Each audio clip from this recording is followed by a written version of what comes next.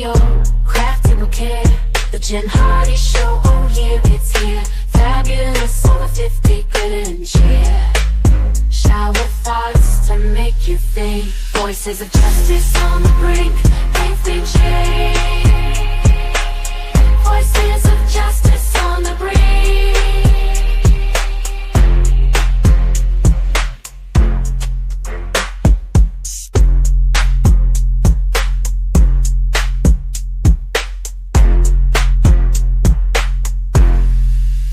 Engage with minds young and old, in conversations wise and bold. From life's big questions to some joys, we're here with insights, not just noise. The Jen Hardy Show, oh yeah, it's here. Fabulous, over 50, glitter and cheer. Shower thoughts to make you think. Voices of justice on the brink, they've been changed. Voices of justice on the brink.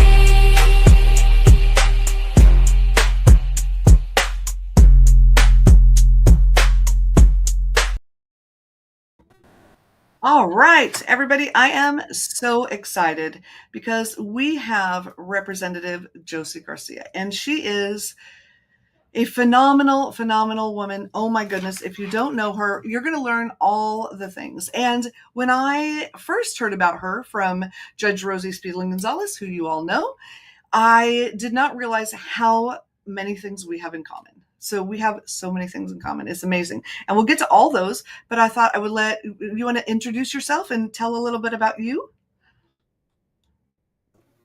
Wonderful. Thank you so much, Miss Jen, for having me tonight. I'm so excited to find out that we have so much in common.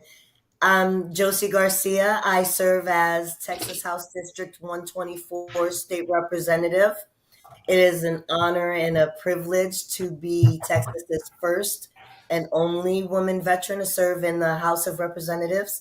So that's something that is just phenomenal that in 2024, we're still able as women to make history. It's just mind-boggling, or 2022, shall I say, since this is my first term. I'm retired military, combat veteran. My husband also is a combat veteran, retired Army. And he's a Purple Heart veteran. So we have our heart rate, involved with all things veteran support and family support. And I'm excited to share more with you. That's awesome. And I just want, first of all, obviously, I want to say thank you for your service because my husband's a veteran as well. And so I did things like, I led our FRG when he was deployed to Iraq and things like that. But I have so much admiration for everyone who serves.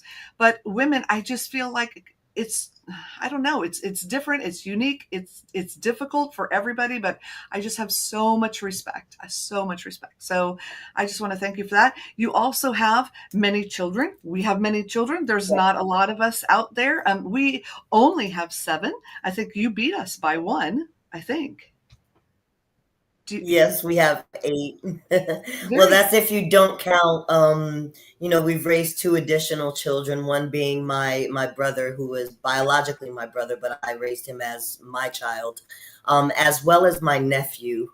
We've raised him as well, along with my sister. We kind of have a blended family that helps support our large family, and we're really blessed to have a total, when you add those 2, we have 10 boys and 1 girl. Wow, that's amazing. That is so cool. And it's funny because people say, oh my gosh, how do you do it? But for us, and tell me if it's the same for you, once you have 3, once you're outnumbered, it doesn't matter. I felt like 1 to 2 was hard, 2 to 3 was nigh impossible. But once we hit that, I'm like, just keep it going.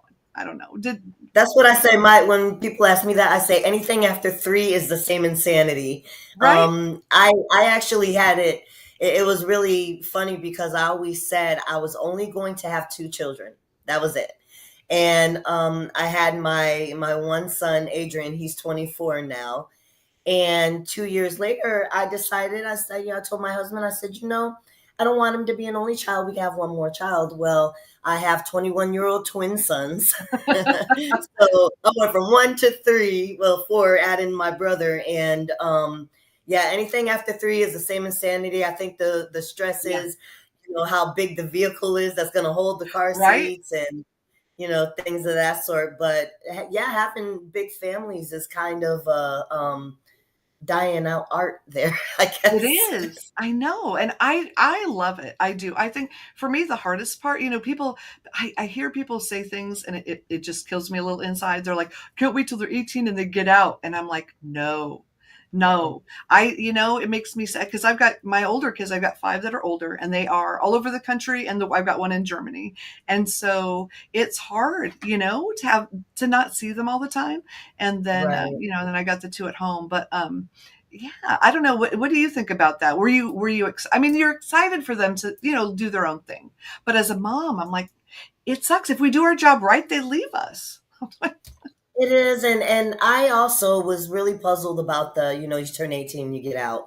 I'm trying to, even in our advocacy, kind of change the mindset of, you fly the coop at 18, because especially now we have more complex economical issues nowadays that we really can't expect our children to navigate this world as a successful adult, kicking them out of the nest directly at 18. I think as we set them up for success by encouraging them to, focus on their studies or workforce, however, it fits for their family. But we're working on generational um, wealth building. Our ultimate dream is to have this huge family compound where everybody has their own home. And, but it is difficult. My 24-year-old moved out probably about a year and a half ago and got his first apartment. And it's hard. You really worry, but at the same time, you want to give them that independence. And Yeah. and my 21 twins, they're on the autism spectrum, so it's a little bit more terrifying, if you will, help them navigate life as adults on the autism spectrum. So that's, kind of two different difficulty Right. realms there, but I don't think it's ever easy. No. And also we have two on the autism spectrum as well. So yeah, we have so many things in common. Wow. So it's different because you think, yeah, you're going to set them all up and you're going to do all these things. And then, yeah, you are, but there's also some different ways we're going to navigate, and I've got one and she wants to drive and she's about to turn 15. And I'm like, yeah, but also there's things that come with autism, so it's navigating a whole different way of parenting is what it is, so yeah, that's a It thing. is. And so and for everybody who's here, I just want to say I apologize for being late. I went and gave a speech, ironically, on YouTube, and you cannot hand me a microphone because I had a 15-minute speech, and when I looked down, it had been 45 minutes. So I'm sorry that we were a few minutes late, but I appreciate you all waiting. And we've got some people I just want to call out really quick, Josey, because they're so supportive. So we have the original Alexa, American Courts. Let's see, we've got Thorina and Boom in Your Face, Mary. I was just there. I was speaking at her podcasting group. So Mary, I appreciate you coming and joining us. Let's see. I just want to make sure we hit everybody who's here in the beginning, and then we will have more people coming as time goes on, because there's someone who goes live from 8 to 9, and then usually when he's done, they'll come over here. So yes, life happens and we adjust. That's exactly right. Anyway, so yeah, so you have the most original story, I think, probably of anybody that I know, honestly, personally. And I think you have overcome so many things that make you understand things in a way that other people don't. And thank you, Mary. And I'll tell you, so for the people that are listening to Court that don't know, the whole reason, and I can't talk about it a lot, that we started, I'm going to cry, watching Court was because we were going to adopt.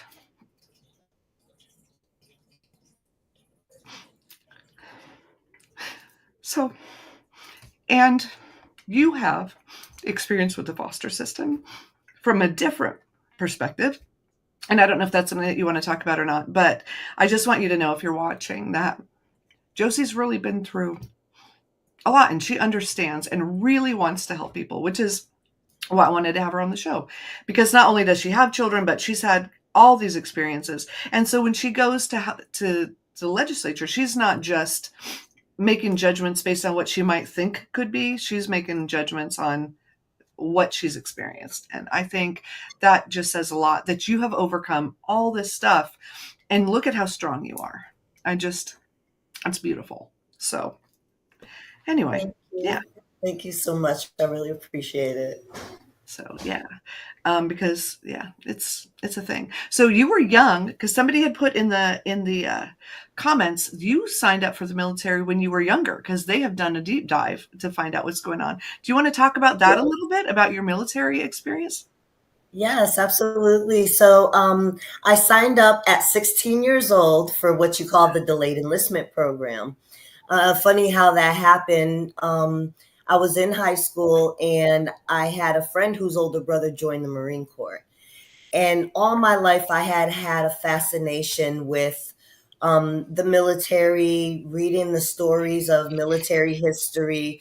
I had heard stories from my grandmother of her brothers who served in World War II, stormed the beach in Normandy, was a part of the operations in Iwo Jima, and it was always this sense of pride that you would hear these stories. But at the same time, I was watching this show in the 80s called Tour of Duty. Yeah. And that was a story of Vietnam soldiers. And I always had a fascination with the military and just all the cool stuff that they did. I was a very rambunctious and tomboy type little girl. I like to, play baseball and get dirty, and thought the military would be a good choice for me after I found out my friend's brother joined the Marines. So I went to join the Marines at 16. Well, in our town, there was this little shopping center that had the Marines, the Army, the Air Force, kind of the same as we have today. This was back in the 90s. And I went to go pull the door to the Marine recruiter, and it was locked. So I went to walk away and get back in my car and leave. And the Air Force recruiter came out and said, "Hey, what are you doing?" I said, "Oh, I'm here to join the Marines." He said, "No, you're not. The Air Force is better. We're here today. They're not." And I ended up going on the delayed enlistment program for the Air Force.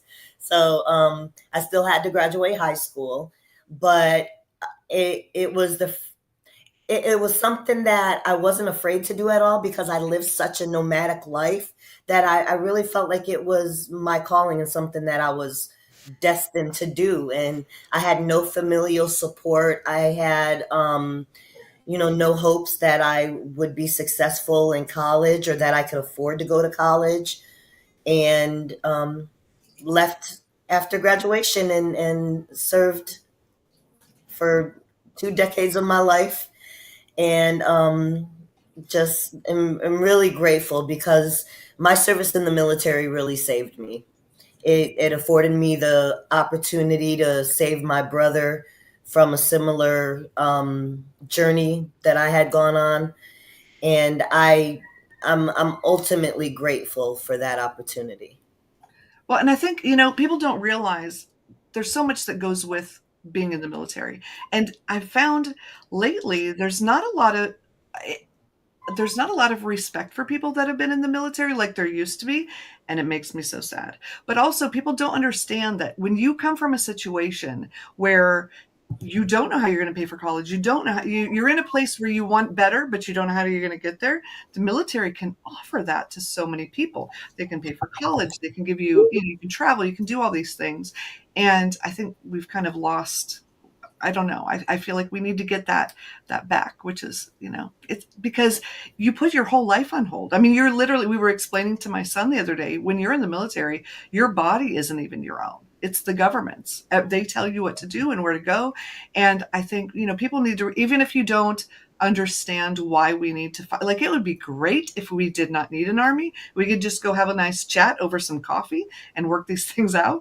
But as you know, like, that's just unfortunately not always how things work out. And yeah, so And I think there's a real disconnect there. I mean, and it's proof in the fact that I'm the first woman veteran to be represented in our Texas House of Representatives. I mean, we're known as, military city USA. I call it military state, USA, because this is a beacon and a place where a lot of military members go to retire. It's the birthplace of a lot of military careers. And to see that we're advocating and fighting for some of the most basic necessities still, one of them being equitable access to health care and to mental health care. Um, that's where we know that the fight isn't over. Even though we're in 2024 and we see things happening on a national scale, with national conflicts. I'd like to see this maybe be something that will help bring us back together to advocate to be more supportive of our military forces, because you're right. It almost feels like, and not to get political, I actually pride myself on, in the military, we tend to be nonpartisan, because at the end of the day, you get the mission accomplished. And we have a bigger mission right now that's more than just ourselves. Exactly. Oh, I've lost you for a second with your sound. Oh, sorry. That's okay. You're back. A lot of these issues are nonpartisan issues, and so that makes it so much easier for us to be supportive and come together in those for those causes. Yeah, exactly. But I think, it's interesting because I was listening, even to one of my older children, who I will not name which one, was saying something derogatory about the mill. And I'm like, wait a minute, but you lived with Dave going, you lived through him going and all that. And there was this, he was part of all the military child things and did all these things. But I think it's this cultural whatever. And I think somehow we need to bring that back because, yeah, we need to respect the people that have helped us keep our freedom and stay the way we are today. So, Well, quite frankly, social media also plays a huge role in kind of framing the narrative of what all of this means. Nobody wants war. Nobody wants innocent people to be hurt. But those are the punchlines and the taglines that get attached to what our mission is in the military. And when you think about it, national security, defending and protecting the Constitution and our citizens, that's at the core of everything that we do. And sometimes it's hard to understand that. yeah, And to no fault of theirs, it's hard because it is a cultural thing, like you said. yeah. Yeah, and it is hard. And it's funny because I used to be this total pacifist. My kids couldn't play with guns and they couldn't have weapons and do whatever. And then I met my husband, and when we met, he knew he was going to Iraq in a year. And so we went from this completely pacifist, weapon free, to my kids having, different whatever, doing all this stuff. And but it doesn't mean you're violent. It doesn't mean that you want to fight. It just means you want to serve. And I think, there's just, yeah. So, I mean, we don't have to talk about this the whole time, but it's nice to talk to somebody who yeah. Oh, there we go. Yeah. Mary said, because we all want to feel safe. That's right. At the end of the day, even people who don't get behind it, I guess, have to know that we're all safer because there's people out there making us safe. Absolutely. And sometimes those are the tough decisions that we have to come together and make as lawmakers, when one of those things is, Texas loves, their Second Amendment right. I mean, military, there was an argument that said, oh, military puts weapons in the hands of 18-year-olds or even younger every day. Well, yeah, but there's tons of training that comes with that. We're not walking around holding our weapons with us with, caches of ammunition. We're taught a respect for our weapons. We're taught how to properly use them, how to clean them, how they operate, when to use them, muzzle discipline, trigger discipline, all the things that you're not getting if you can just go to Walmart and purchase. I mean, so there's that disconnect when we're talking about wanting to feel safe. Yes, we value our Second Amendment in Texas because we want to feel safe, but are we really safe when we're lacking the education surrounding the weapon? Right. And that's so important. And so if you're just joining us, we have Representative Josey Garcia. She is from Texas. And if you know who, and all these people love court, so you know who Judge Rosie Speedling Gonzalez is, and you know who Judge Boyd is, they are all from the same area. And so that's what we're doing. Representative Garcia was the first woman. You were active duty when you were elected, correct? I served active duty, so Okay. there's a distinction, between reserves or And active active duty duty. Yeah. forces and so regular military. Yes, ma'am. Awesome. But I Thanks. had retired. I was already retired by Okay. then. All right. Because I was wondering how that all worked. So, okay. So, yeah. Yes, ma'am. And I agree. And so we're talking about the military and supporting the military and how important that is. As I don't know if all of you know that my husband is a veteran. And so, we did all that and just how important it is to support our military or our whether or not however you feel about just the people that serve, though, have the respect. I think that's the bottom line. And then we were talking about guns. Yes, you're retired. That's Dave is retired. I didn't say that right. And he knows down to the day. So it's like 15 years, and I don't all know the thing. But then we were talking about guns, and Representative Garcia was saying that we do need to have education with guns. I think that's a really important thing, and just going and buying one off the street is not a good idea. We need to educate people and do that so that we can have our Second Amendment rights and also keep everyone safe. I think yeah, if we could find some sort of balance, it'd be really nice. 15 years, 10 months, and 28 days. Yes. Thank you for your service I too. have a real neat story about Yeah. Judge Boyd and Judge Rosie. Okay. So Oh, I we got think, to hear I think this. it's very important that you all hear this. Okay.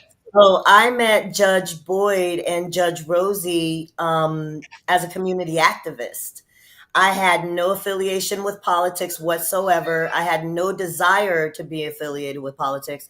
I was just a community advocate, wanted to be a part of issues that, can help impact our community in a more positive way. And Judge Rosie works with domestic violence courts. Those are things that are near and dear to our hearts. We were able to help her and collaborate with her in the Reflejo court. And the same thing with Judge Boyd. They were both women who were running for their prospective seats.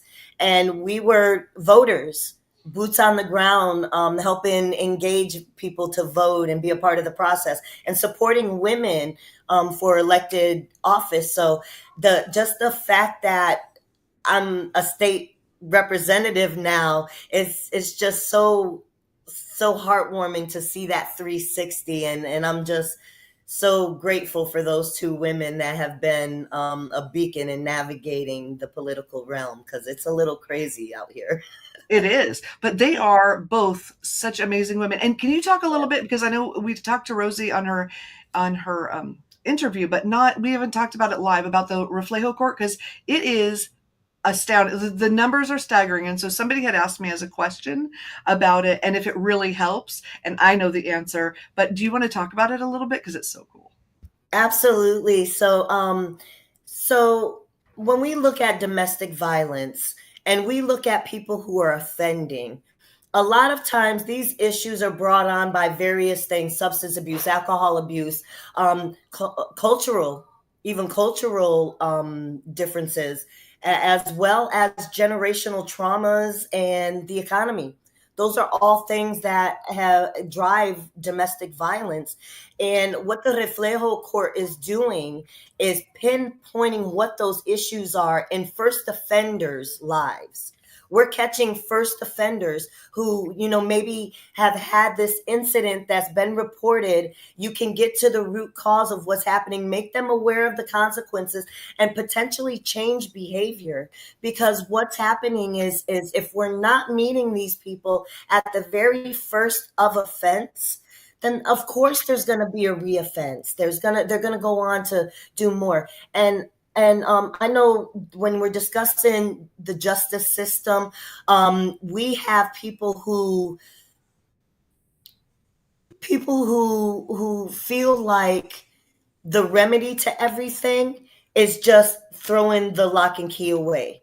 Sometimes that's not the remedy, because there are victims that are still wrapped up in the system of the cycle of trauma that it's hard for them to break free. So having this reflejo court as an option, and I do want to mention that men and women both are a part of this court.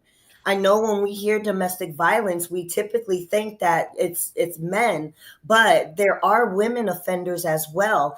And we're focusing on breaking the silence and being able to address it at its root cause. Reflejo Court, I'm proud to have carried a bill this year that gives Reflejo Court 10 more years to operate as a court system or as a court program. And I was really proud to work on that with Judge Rosie, because we do need to see more of these reform type programs, because just taking somebody who is perpetrating, throwing them in prison, isn't addressing any of the issue. And when they come out, they're oftentimes worse. And guess where they go back? They go back to the families that they offended in the beginning with no intervention whatsoever. So it's got a long way to go, but I really commend Judge Rosie for being a forward thinker in this. You know, she doesn't always have the most support in the room when it comes to this program, and we're really trying to change that in the state of Texas. Yeah, and when she was on, she said 27 out of 28 people finished it and passed. That is a staggering number. Well, you got to think this is a 9-month commitment. That's but it's only first time offenders, right? Yes. If you've done it more than once, that's it. So, well, you know, when it's a multi-offense, you know, then we have to really worry about cycle of abuse, and we really don't want to be perpetrating any of that. I'm proud to have the Battered Women's Shelter of San Antonio in my district, and they have a lot of wonderful services there for women who are facing domestic violence, and we do a great job with organizing with other domestic violence courts and family courts here in San Antonio to do informationals to really let people know that they can report and who to call. And when we have those Zooms or those educational meetings, there's people live in the chat that will take real life cries for help. Oh, that's nice. Yeah, because we need that. Yeah, we've got a group. There's actually a girl, because I'm a podcaster, and so there's a girl that has Purple It Up is her thing. And then she'll have a table at every this podcast convention. And then people can come and they can say, you know, hey, I need help or whatever. And nobody know. And it's been amazing. Like, even in our community because it's everywhere. People don't realize, if you haven't been in it, that it's everywhere. So. It is. And sometimes people don't recognize it. Yeah, exactly. Thank you, Legal Fiction, for coming. Somebody had a question, and I'm trying to. Okay, so we're trying to keep it. Listen, we've got, and I'm saying to you, I'm saying to the audience. Okay, we've got people that are all different, and I want everybody to stay happy. And I want to be able to also have a voice and say things, but we're not gonna ask questions or say things, or, you know, whatever. Oh no, it's your dog barked and then my dog barked. That's funny. My dog barked at your dog. Okay, somebody had a question about. Okay, Donald, let's see. Why are some sheriffs reticent to fully enforce existing gun laws? This may or may not be a question you can ask, but it's the first question. So. Well, I know some of the barriers to enforcing gun laws is whether they'll get a conviction. You know, one thing that we have here in San Antonio, we just had this huge initiative. It was a city buyback program that came with a lot of controversy. Some folks didn't like it, but it was an opportunity for citizens to relinquish weapons that were laying around, because San Antonio has a huge problem with theft of weapons that are then used in criminal activity. So I can't speak for all sheriffs, but I do know that here in San Antonio, they take weapons pretty seriously. We have an extensive program where they archive weapons that are taken off the street, and the work's not going to stop. But I would say that some reluctance is one, not wanting to violate the Second Amendment. Yeah.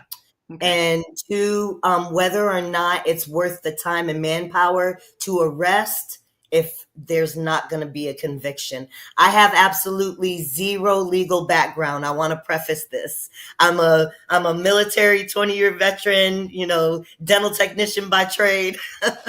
So I'm not government law involved in the law at all, other than being a legislator. So if somebody else can answer better for me than that, but No, I that's the think thing that I've noticed. that's a great thing. And speaking of theft of guns, I just have to say, if you are listening, this drives me crazy. Where we used to live and here, there's been a lot of car break-ins. In fact, where I used to live, it was in Franklin, Tennessee. Yes, she did say dental technician.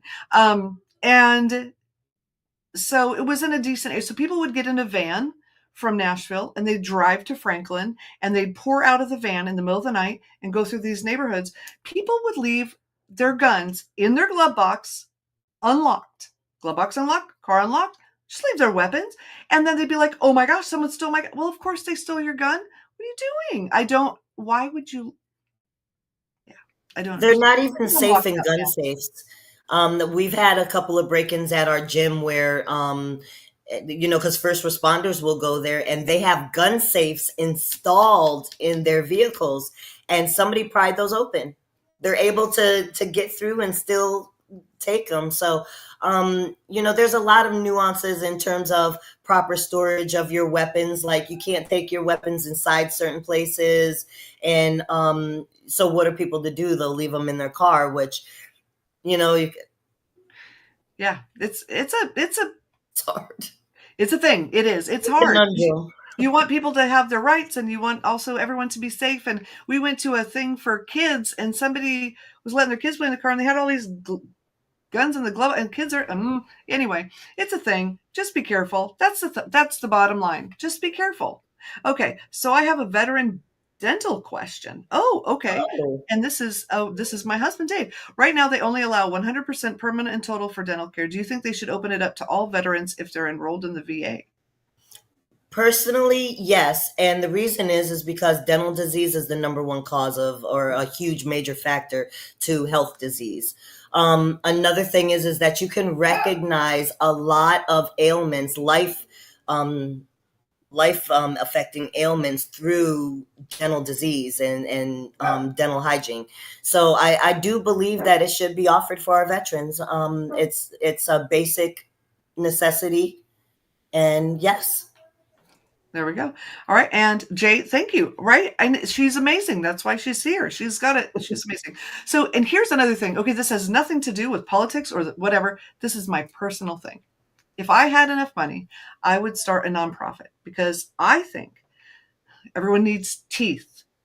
I believe that because you cannot it's hard to get a job if you don't have teeth, but you can't get teeth without insurance, without a job. And my thing is, I really feel like it should just be a basic human thing that you get a set of teeth. Like even if it's every 10 years, because we're talking about dental. That's how this came up. Yeah. So there's two things that I feel like everyone deserves.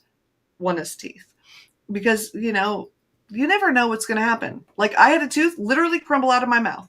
You don't know. And if somebody was raised in poverty and they didn't get healthy food or whatever, not my case, my tooth just decided don't want to live here anymore. But, what do you do? And my daughter is deaf in one ear. And when we went to get hearing aids, the insurance was fighting with it or whatever. Apparently, most insurance doesn't cover hearing aids. And if you do not have $5,000, your child cannot hear. And I feel like those are the two things that should be. Yeah, there's so many children. Did you know this? That can't hear because they can't afford hearing aids. It's not something that people talk about because it's not sexy. But yeah, it was a big deal. So I like that. Yeah. So anyway, these are my personal two soapboxes that I think, yeah, everybody should, and just teeth, man. I don't know, just my thing. Or really American courts or tooth for the Tennessee. That's not funny. We're from Tennessee, man. I graduated high school in Tennessee. Did you? Where? Yeah, Middleton, Hardeman County. Really? Oh, that's so cool. Yeah, I listed in Memphis. Very cool. Yeah, we were from Middle Tennessee. So we actually had 3 kids at Middle Tennessee University all at the same time. It was crazy. Glasses. Well, see, the thing with glasses Yeah, though is that but you they can change. go get cheap glasses. Like you can go see, but teeth are expensive and hearing aids are off the chain. And I just feel like I I don't agree with glasses. I agree with glasses. I was a 20/20 girl my whole life until I turned 45, and then I couldn't see anything anymore. know. I felt so bad for people who had to wear glasses their whole life. Yeah. Yeah. I sympathize. Yes, glasses for everybody. Right? Yeah, you should hear. I don't know. I just feel like your senses, if it has to do with your senses, you should be able to do it. Yes. Okay, that's funny. American courts. I was going to put Florida, but I thought I would throw a shot at State of Tennessee. I actually went to elementary school in Florida. Oh, that's so wild. Yeah, I went to 14 different schools before I hit high school. Well, 13 different schools before I hit high school. And so Florida, all up and down the East Coast, Florida, North Carolina, Tennessee, Michigan, New York. That is wild. So, and that's where you and my husband have something in common because I think his school count is relatively close to yours, but his was all over the country. His mom was not in the military. She just really enjoyed moving. And so he was My mom did too. so many moving. Yep. We hitchhiked. Imagine that. My mom, she was something else. I'll tell you, she was such a firehouse. Like literally 5 foot 180 pounds worth of firecracker. And I remember being about 4 years old. Her and I hitchhiked from New York to Florida. And we would ride in tractor trailer trucks. How horrifying is that now? To look back at it, oh yeah, you're so lucky Yeah. that you're here and safe, right? My God. Oh my gosh, that's wild. All right, Mary, you have to leave. Okay, thank you so much. And I'm really glad that you joined us. Mary has a podcast called Boom in Your Face. This woman, so she said earlier, she has had 20 different children live in her home. She's got several children, but not, Oh, and she just takes care of everyone. She feeds everyone. We went to her house. She fed us like it was a restaurant. Let's see, Dave, 23 schools until his sophomore year. oh my goodness. And how do you Oh, get an I thought we education? should write a book about that. Right, and that's Oh like how yes. because when every school is teaching something different, and we won't even talk about how Common Core tries because I have a whole opinion about that. Well, But you let's know, even throw in. I'll just throw in a little monkey wrench for me. You know, I I'm biracial, so growing up biracial and going from New York to Florida to Tennessee to North Carolina, you oh want to yeah, talk about culture shocks? Literally, my classroom in Tennessee was segregated. Like wow. it was something else. It was a very interesting journey. I'm sure me and Mr. David could share some stories. Oh my gosh. Well, let me tell you, I have a friend, and she is 20 years younger than me, and she's from Georgia. When she graduated, they had 2 proms. This was not that long ago. I'm like, what are you talking about? And she goes, everybody wanted it that way. And I'm like, honey, no. We had two homecoming courts. One black homecoming court, one white homecoming court. I personally cannot understand. I don't know, but I was, Yeah. I was raised in LA, right? So I was not the majority where I was. And so to me, I don't know. We had friends that were all different. My dad's best friend. It was funny. My dad's best friend lived in Japan. My best friend now lives in Japan. We have, in fact, my younger children didn't even have American friends, even though we live in America. They were all from other countries until we moved here 5 years ago because we intentionally, I don't know, I guess I just don't understand. I cannot understand it. So yeah, I don't know. That's But awesome, though. I think that's something too. When we talk about a lot of social issues and intersectionalities and things like that, a lot of folks do tend to forget that there's places like Georgia and, Alabama and even, parts of New York and LA where, being the majority isn't the majority anymore, and I think that's something too that we really try to open up conversations about, especially me. I'm a member of the Texas Black Legislative Caucus and the Mexican American Legislative Caucus. And I think it's important to bring, those intersectionalities together, because there are some of us who navigate this world being a little of everything. And, sometimes it feels a little hopeless out there for us sometimes, because you try really hard to be supportive of all of your family, Right. and that's something that's been interesting navigating as well when it comes to social justice issues. And but we've done very well with that. We've made some really wonderful impacts and helped people who didn't grow up the way we did kind of see different. Yeah, yeah, because I think, and that's the thing. I think unless you've experienced people not wanting to be with you because of your color, which Yeah. we did, because people didn't want their Yep. kids to come to my house because of who we were, and then you get it, and I think then you have a lot more compassion for other people that experience it the same way. It doesn't matter. I feel like who you are, anybody can experience it, and so why I don't know. Anyway, so I'm really glad that you're doing what you're doing. And it's interesting. Now, do you have a hard time sometimes, because from what I've heard, if you are on the African American Black Caucus and you're on the Hispanic, do some groups not include you completely because you're on different groups? Or I have you will not say experienced that? I will say that I think that I've navigated very well. I've been received very well by my colleagues in both caucuses, and I'm able to still lend a very powerful voice to both caucuses.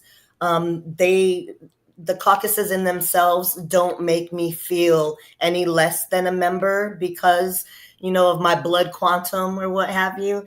But we do face those issues with the community. Because I'm not your stereotypical Black representative. I do. I was an animal rescuer too. I love the dogs. But I don't. I'm not the Black face. I don't navigate my world or our world in Black skin. I realize that. And I don't speak Spanish perfectly. But I'm still a fierce advocate for issues that impact us, especially healthcare. When you talk about access to equitable healthcare, that's another thing, that is a human right. Yeah, yeah. Oh, yes, we could talk about stories. Oh my goodness, because I used to do a podcast for moms with health issues, and I had a woman on. Um, Wonderful, amazing. CJ Colas, she is amazing. But because she is Black, when she went to the doctor and told her that she was having a female problem and she had been bleeding for like 3 months, they're like, that's because you're Black, and sent her home. And so when she found the stage 4 cancer, they're like, well, it's too late. And I'll tell you what, that woman, it was several years ago that I interviewed her, and she said, oh no, it is not too late. I have a 5-year-old. I'm going to watch him graduate, and I'm going to watch him whatever, and I'm going to fight this. And do you know what she did?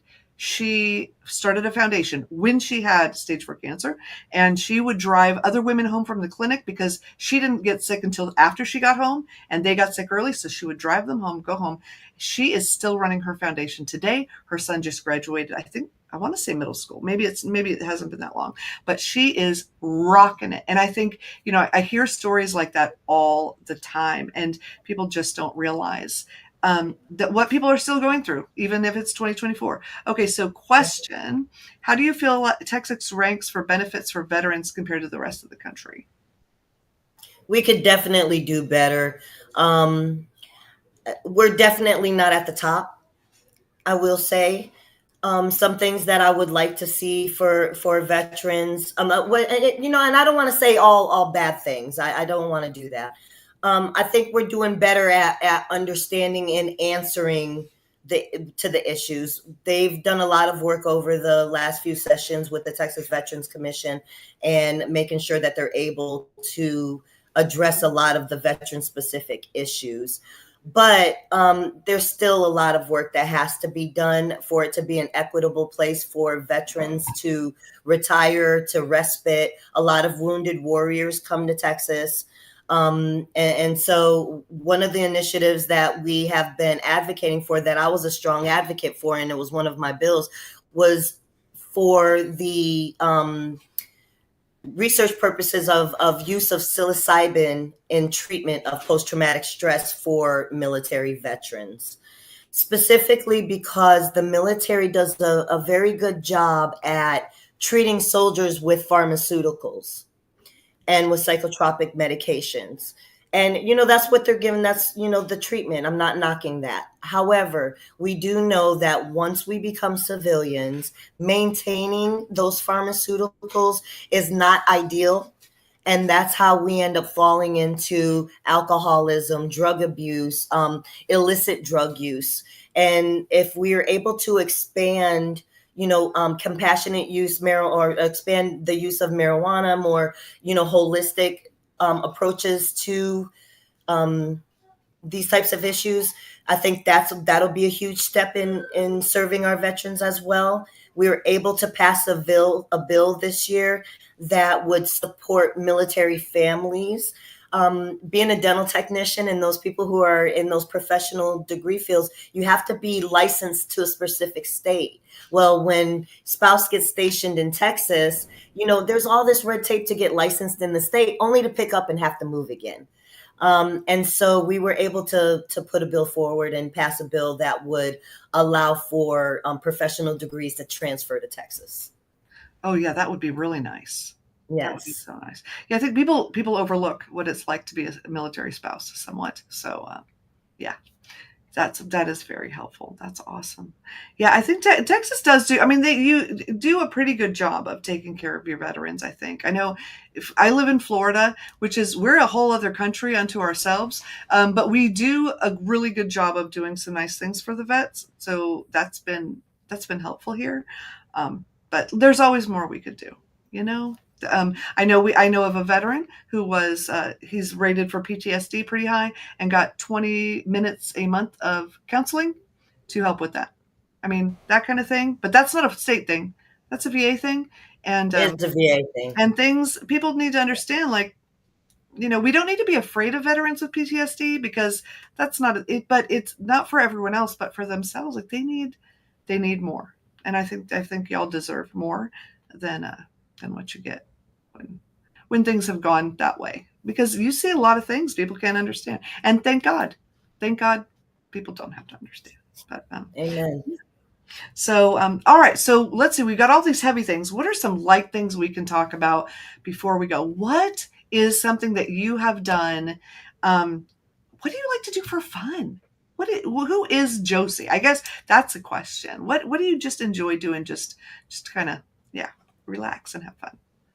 So, with as many children as we have, we keep pretty busy, and being a community advocate is, at the top of our priorities. Answering the call, being an emergency response contact for people who are facing, traumas in the community. Like we've had things from child abuse being reported, to people. I just saw Swiss Garcia. Yes, sir, I am. I'm sorry, I just saw. Yes, sir, I am happily married. And now I forgot what we were talking about. Oh, what you like doing for fun. Yes. So besides that, my husband and I are power lifters. Oh, wow, okay. We power lift, and weight training is part of our everyday lives. And especially being in the legislature, I learned in my freshman session that it takes a lot out of you to fight for your community. It takes a lot out of you to listen to the stories that are coming to you, because a lot of the stories, let's face it, they're not warm and fuzzies. I sit on the Culture, Recreation, and Tourism Committee, and that can be pretty fun sometimes.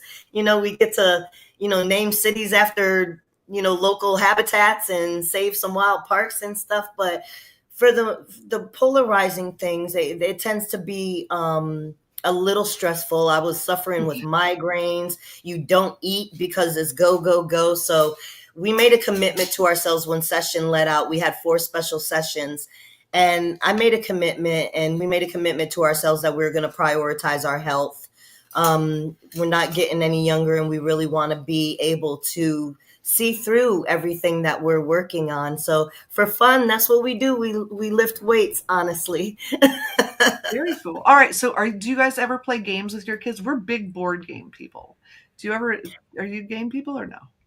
We do here and there. It's a little difficult sometimes when there's so many of them, but we really enjoy outdoor activities. Even our children are really involved in athletics, and our youngest children, 7 and 9, they do CrossFit, which is functional fitness, Wow. Yeah. weightlifting.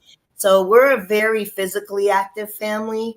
So I would say we probably get physically active more than More than play inside. games Okay. at home. Right, to be fair, but we like watching news together. We like trivia and useless knowledge. I like to say I'm the queen of useless knowledge. Yeah, there you go. Oh my gosh. Yeah, Cliff Clavin, yeah, all those like useless, facts to test Yes, things. I see. I love. You never know when something's going to come up, something like that. So that's really good. So powerlifting though, that is okay. See that I would not have guessed, and I did not know that from before. And I've got some questions. Let's see. Oh, let's see. How many? it's Oh, great for here. your mind, body, and spirit. Yeah, well, there we go, Dave. That's something that we can look into. I don't know.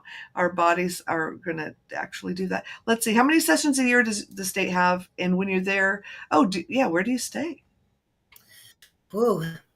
One session every 2 years.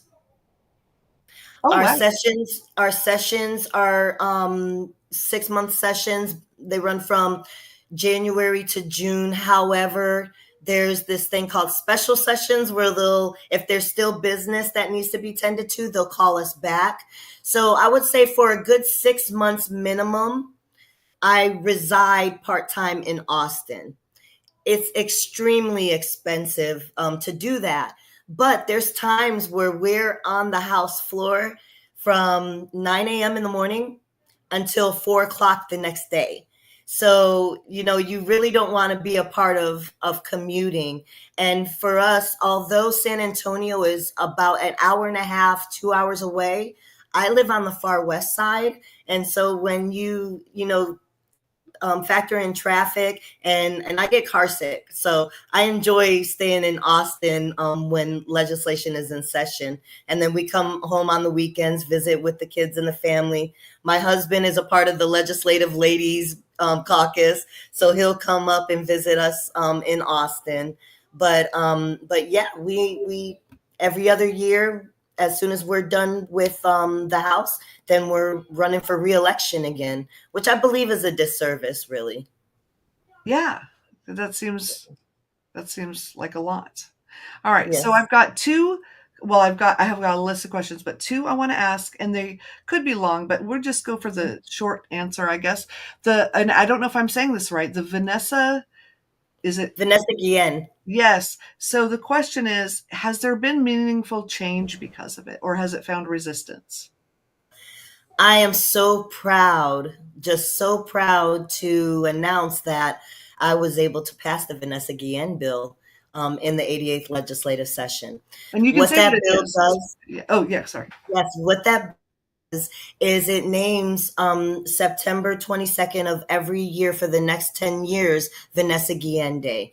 It coincides with her birthday, and what it is it's really to highlight and destigmatize the conversation around military sexual trauma and sexual trauma in general. So on a state level, we were able to impact that. However, if we're looking at has things gotten better in terms of the issues in the military with sexual assault, I will say we still have a very high hill to climb with recognizing and reporting and being heard. I'm sad to report that I've worked with some military veteran women who have reported and their cases were denied by JAG. I've submitted a letter in support to one of my military women victims here from Texas, and really, pled with the officer to the JAG officer to hear the case, and he declined. So what do we tell women when, or men even? And that's another thing too, like women aren't the only victims when it comes to military sexual trauma. And you know, that there's a lot that needs to be done to hit the issue federally, but we do see some movement when in terms of pushback. It seems like, yes, we're going to see pushback. Yeah, which is, yeah. And again, you have burden of proof, right? I mean, for all the lawyers, I would assume that there's, you know, evidence, burden of proof that this happened. And a lot of times years have lapsed since the incident. This one case, though, there's a child. So if that's not evidence, I Right. mean, Well, yeah. And I mean, it's not like the victim's know. videotaping at the, whatever. I mean, there's no, yeah, it's so rough. Okay. And then the other one is State Bill 1930. It increased the standards for court, it had to do with foster children. What is the question? Let's see. And to ensure that each placement is meeting the needs of the individual child and fewer children are being placed in facilities with higher rates of abuse. Are you finding this achievable? Ooh, that's tough. Not at the current state that we're in right now. And I will tell you, it's very disappointing and heartbreaking for me to report to you all that Texas's foster care industry, as I call it, is in shambles. And we just received a report that told us that 300 plus children in foster care have been lost. Wow. Unaccounted for. Yeah. Well, here it's privatized. It's a business. Yes, And that we have some of that happening here as well. And you know, when we're looking for access, it's a double-edged sword. You know, you want to have those homes available, you want to have access. Is privatizing the answer? Probably not. But the thing is what we need is oversight, you need accountability, and you need to obviously change a system that is dysfunctional. You know, one thing that really frustrates me is when we are advocating and fighting for laws and claiming that these laws we're trying to save lives of our constituents, but we're ignoring the lives of children who can't advocate for themselves. That disconnect there, I can't rest on that. So I try very hard to find common ground to press that issue. all right, that's, yeah, because I mean they can't help themselves. You have to. So, all right, and then I think we'll end with, well, somebody wants to know what's the max weight you can lift. So we'll ask that one. That's a light one. So I can back squat 320 pounds and I can deadlift 350. Did you all hear that? That is amazing. Okay, and we'll end with the final question. What is the biggest challenge you faced as a woman in politics? Well, I think the number one thing is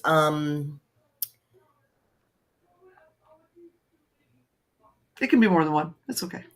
so I would say as a woman in politics, the number one thing is navigating being a mom, being a wife.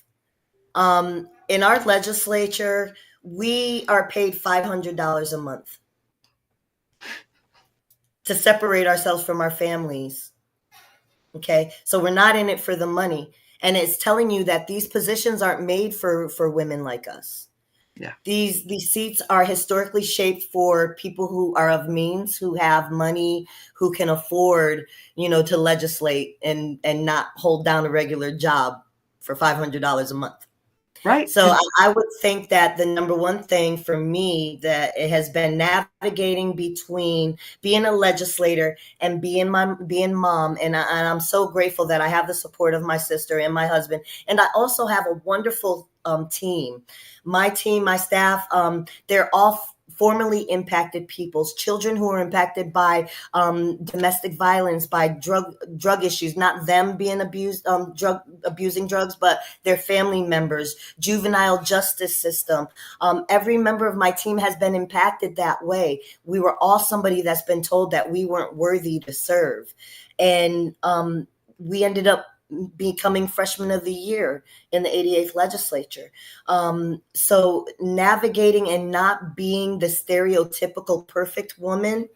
I don't come with a doctorate. I'm not an attorney. I don't own all these businesses and, carry Louis Vuitton bags. I buy all my clothes off of Amazon. And, I'm a regular working class person. I think those are the hardest parts. I can deal with all the guys up there because I'm military, and the military, our battle buddies, they are who they are. And, I kind of handle the legislature in the same way. I get along with many of the members. I'm there to work. I'm not there to make enemies or, be a Twitter tagline. Right. Well, and I didn't really think about that though, because I know around here, yeah, the politicians local don't make much at all, but I never considered it in the way that, yeah, you would have to be affluent really, because it can't be your full-time job at 500. I mean, no one's living on, people haven't been able to live on that in a good 50 or so years. So yeah, that's an interesting, maybe it's time. We do get a per diem stipend when we're in session, but it's all taxable. There's no benefit to it whatsoever.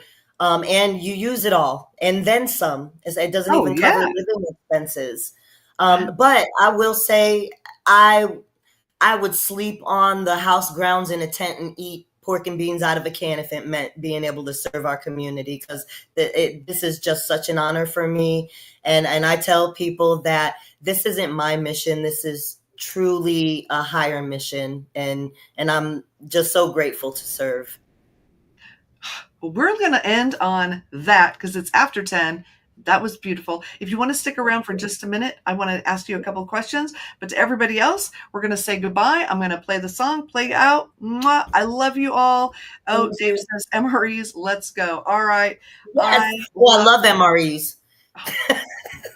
Y'all are so silly. All right. You need bye, sauce. I love you guys. It's on the left, reflect, repeat. Step in the spotlight, grab a seat. Joy, justice, wisdom to share each video. Crafting with care. The Jen Hardy Show, oh yeah, it's here. Fabulous, all of